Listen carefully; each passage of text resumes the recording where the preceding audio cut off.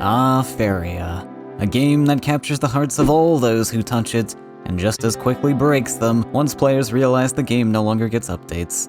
Well, I think I've finally found it. A game with the same Faeria-like charm, and the tactical depth to go along with it. Welcome to Oaken. Oh god. Am I prepared for this? Okay, what if we do this a little bit differently? What if we move this guy here, and then we can move our hero to position ourselves this way so we can't be backstabbed. Alright, this is getting interesting. Now if you're new to the channel, my name is Moonfasa, and I've made a lot of content for the game of Faeria. So when I was told about Oaken, I was immediately on board. This game has a similarly beautiful art style, the fusion of cards and a hex-based grid, and it even has a power wheel. Now Oaken is slightly different in genre. It isn't multiplayer sadly, but it's a roguelike deck builder. So the goal is to fight your way through a series of battles and events as you slowly add more cards to your deck throughout the run. And if at any point you lose, you have to start all over again. But there are a lot of unique features to this game that set it apart from others in the increasingly saturated genre of roguelike deck builders. And there is so much that I want to tell you about right now. This game does so many cool things with terrain and position-based tactics, but let me slow down a little bit and we'll get into that in a sec. You start the game by playing as the Lady, who is one of two playable characters. The game has this whole good and evil aspect going on both in the story itself and on board with the green terrain for growth and sort of the good side, and then the purple infected terrain for the evil side. Apart from the Lady, you also get to pick a special guide to help you on your journey, which is a card you always have access to in battles that's playable at any time, provided you have the required resources built up. We only have Aya unlocked at the beginning, but you can unlock others if you pick certain paths during your runs. And most of you will probably recognize the Slay the Spire-esque tree of paths, so this works the same, where we get to pick the path we want to travel down as we seek out battles, special events, and other goodies. But let's jump into the meat of this game, which is the actual battles. This game uses the Hearthstone system of mana, steadily increasing in count every turn and refreshing to full each turn. But we also have somewhat of a power wheel over here that we can use as many times as we like during our turn, and these skills are not actually static, and by that I mean the game starts you off with 3 basic skills. 1 to create a green tile, heal a unit by 2, and the last skill can deal 1 damage to an enemy, all of which cost 1 mana, or Lumi in this game, and all of which have a specific range centered on your main character. But during your run, you'll find opportunities to gain additional skills and upgrade your existing ones into more powerful skills. These to me felt like a really strong option to invest into since they're always accessible without the need to use up a card slot, so I took every opportunity I could to spend the resources or select the right path that I could to get me as many skill upgrades as possible. But obviously the units are still pretty important. We need them to defend our hero, because if she dies, we lose. And while the win condition actually changes battle to battle, most of the time you're going to need to kill X amount of enemies that spawn over time from these dens on the sides of the board. You actually get to see where enemies are going to spawn the next turn with the glowing purple highlights, so you can use this to set up a big position-based play. And positioning is where I think this game goes above and beyond. There's a lot to talk about here, but let's start with the units themselves. All friendly units will have this lime green arc around the front of them. Enemies have a red arc, and this arc represents which direction the unit is facing. When you take a move with one of your units, you can also choose to reposition the direction they're facing, and this is super important because units can only attack and counterattack if the opposing unit is touching this frontal arc. So here, I make an attack, and the enemy counterattacks since their red arc is touching my unit. But if I can sneak a unit around back and avoid this red arc, then they're unable to counterattack, and I just get free damage. So this makes for very interesting setups with your board as a whole, as you try and bait enemies into one area of the map with the bulk of your army, while you try to get some free backstabs off with another unit. Most spells and skills that have a range will also require a direct line of sight with your hero. So depending which direction they're facing, and these also will only have a range of 3. Units are summoned within 2 range of your hero, So you definitely want to be careful where you position your hero, or you'll lose out on the breathing room required to set up this good positioning. There's also some goodies on the board to collect from time to time, like Lumi Dust, which is the main resource used outside of battle to upgrade your cards and heal them from exhaustion, which we'll touch on later. And environmental effects are pretty common in your battles. For example, there are some pre-placed structures that give you a reward if you kill them, maybe even a bonus in the current battle, or a negative debuff. There's one really fun one that while on board, it pushes all adjacent units 1 hex away, which allowed me to tie this into one of my strategies I played on one particular turn. Or actually, hang on. Why don't I just actually straight up kill this? That sounds like a good idea. Yeah, and now we actually kill the board. Look at that. And what you saw there was what happens when a unit attempts to be pushed into a space that is already occupied. It deals 2 damage to both the unit being pushed and whatever it's being pushed into. These hollow crawler units on my enemy's side also had a passive ability that pushes adjacent units at the end of turn. So I was able to wipe the board clean by taking advantage of this super unique push mechanic. There are cards that do this too, and several other abilities and effects that can push units, furthering the positional depth this game already has. On the other hand, special terrain exists to stop units in their tracks and entangle them.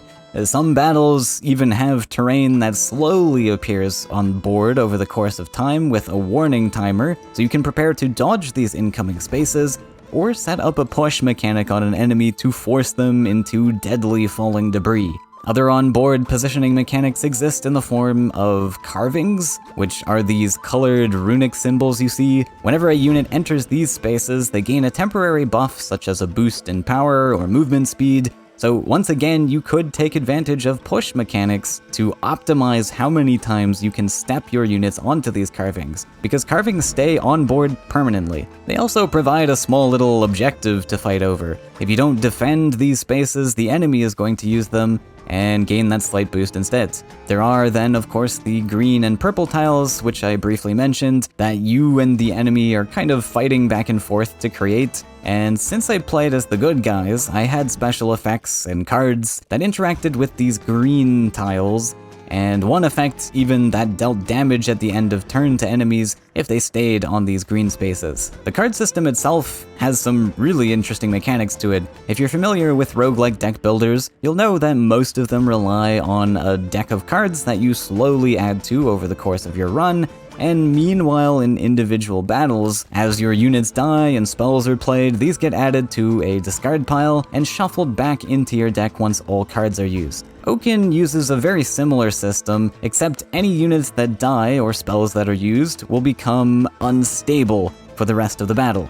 Meaning, if you use an unstable card once more in a fight, it'll become exhausted and therefore unusable for the rest of the entire chapter. The unstable condition is healed at the end of battle if you decide not to use that card again, so this is a really interesting way to get you to think more about which cards you're using and not just dump your hand on board. You only get 2 uses max for each card in a battle, and realistically you only want to try using each card once to prevent them from exhausting. Another thing this system does is solve the age-old problem of deck thinning being the best and most optimized strategy across a lot of roguelike deck builders.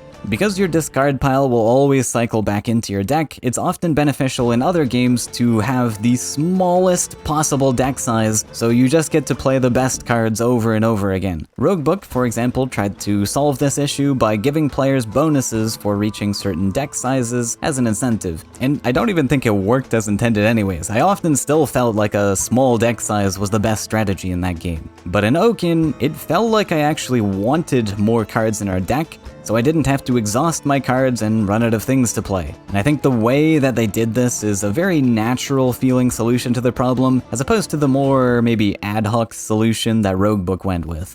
If any of your cards do become exhausted, you'll have to wait until the end of the chapter to replenish them, as I mentioned, or you could spend some collected Lumi dust to just restore them instead. This game is really forgiving actually for a roguelike. There are a ton of ways to advance yourself with card upgrades, restoring exhausted cards, gaining quite powerful trinkets, and my first run as a whole was very easy because of all of this. I didn't feel super threatened at any point in the game. Ouch. That's an Orbling? Man, that's a 4-3. Oh god. Am I prepared for this? Very easy boss, I see.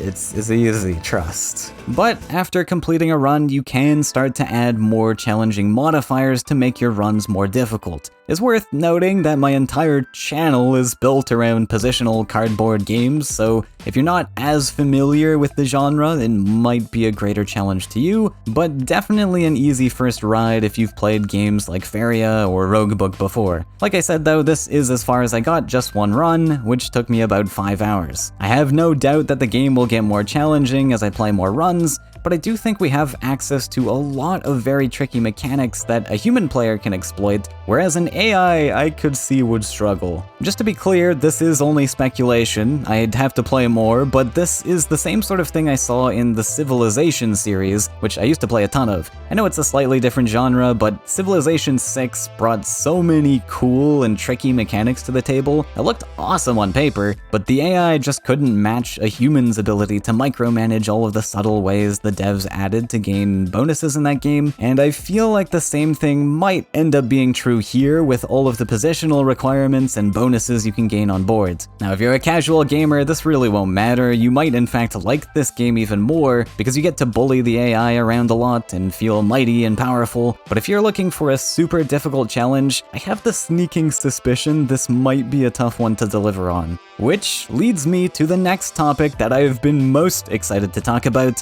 As I played through Oaken, I thought all of the mechanics were super cool. I absolutely adored all of the things they were going for tactically, but every step of the way I kept imagining what this game would be like in a multiplayer PvP format. I think this game would be one of the coolest PvP games out there if it existed, even rivaling the intricacies of Faeria if it were done right. The position-based tactics would matter a lot because you'd have to constantly defend your back and watch out for the fact that units can be summoned directly behind you. You really don't have to do this much against an AI. The movement mechanics would allow you to push your opponent's hero backwards to reduce their summoning range and range for other abilities. With a game where heroes actually feel impactful and positionally relevant? Unheard of.